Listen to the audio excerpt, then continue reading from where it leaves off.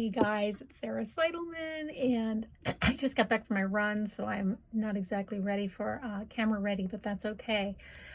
I just wanted to share this story because I just had the beautiful opportunity to meet with a client that I had seen about 10 years ago, roughly speaking. And after we did our healing work together, I remember being surprised.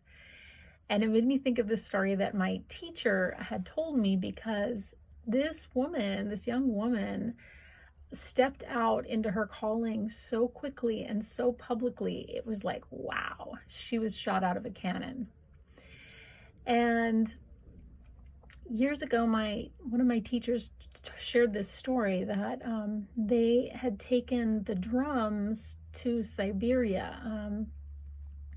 You may not know this, but Siberia, when it was taken over by Russia, in the Stalin era, shamanism was banned and all the drums were burned, and shamans were killed, some of them were put in jail, but it was illegal to practice using your drums for any kind of spiritual work.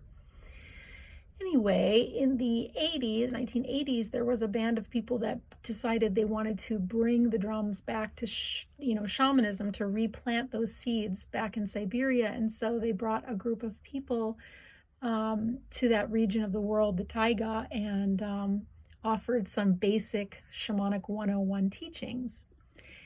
And in one of the villages where they did this, offered this, a young woman showed up, and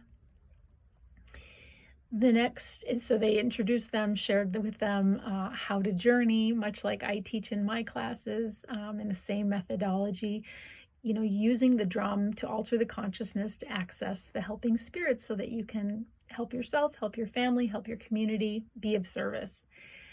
Anyway, the next morning, this young woman knocked on the door of the people who were offering, this teaching. These Americans that had come, and I don't know, maybe some Europeans too, but she presented herself and said, when I went on my journey, my spirits told me that I'm supposed to be a shaman, and I'm here this morning to ask how to begin my training. And my teacher shared this story because many people will have callings, extraordinary encounters with their spirit animals, amazing messages. And many people will write those like in their journal. And I think, as she said, like tuck it in their underwear drawer and never think about it again. But this young woman went on this journey, had an extraordinary experience, and decided to absolutely take it seriously and accept this calling. And that's exactly what my client did, Alyson Charles. And she is now this amazing medicine woman, and she has this incredible podcast. And on each podcast, you will get to have the opportunity to do a ceremony with her and her guest. And I think it's just profoundly beautiful because we need these spaces to connect with each other and to do ceremony. But anyway, so I guess the question to ask yourself is, have you received a powerful message from Spirit, and are you heeding it? Or have you written it, so to speak, in a journal and stuffed it in the back of your underwear drawer? So anyway, I am sending you much love and much courage to say yes to the things that you are being called to.